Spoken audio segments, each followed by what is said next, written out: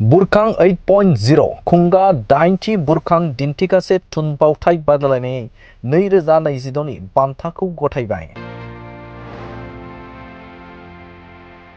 गोलाव समनिफ्रायनो खुंबोजाबोबाय थानाय बर'फोरनि गेजेराव थुनफावथायनि फोथारखौ गोख्रों खालामनो नाजाबोनाय अख्रां द स्काई नि बानजायनाय खुंगा 8थि बुरखां दिन्थिगासे थुनफावथाय बादायलायनाया थांनाय 26 आरो 27 मार्चआव खुंफुंजादोंमोन।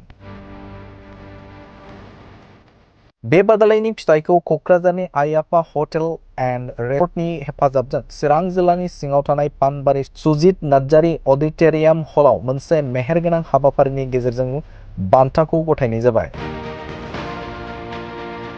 मख'जाथावदि 8थि बुरखां दिन्थिगासे थुनफावथाय बादायलायनायाव साबसिन थुनफावथाय बान्थाखौ मोननो हादोंमोन चिरां जिल्लानि पानबारि बिजनीनि गंगोना हारिमु हानजाया। नैथि साबसिन थुनफावथाय बान्थाखौ मोननो हादोंमोन बाक्सा बागानपारानि रोनसोन्द्रि थियेटार आरो थामथि साबसिन थुनफावथाय बान्थाखौ मोननो हादों बाक्सा डिग्री कलेजनिफ्राय।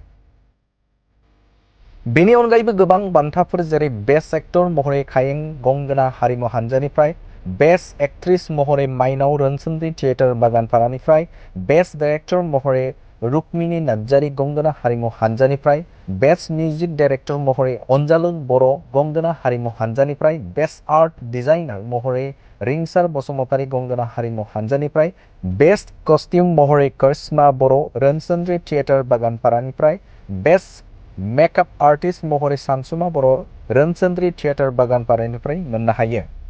हाबाफारिखौ जाफुंसार होनायाव हेफाजाब होनाय जायगानिनो एमएलए बिस्वजित दैमारि आरो एमपि प्रमद बर'निसिम साबायखर बावदों अख्रां द स्काईनि फाउन्डार एम अख्रां बर' बिथाङा। लोगोसे आथिखालनि खुंथाय गोहोआव थानाय गाहाय मावफुं सोद्रोमा हाग्रामा महिलारिखौ फैबाय थानाय समाव बर'नि थुनफावथायखौ गोख्रोंसिन खालामनायाव हेफाजाब होगोनखौ मिजिंथिहरदों बिथाङा।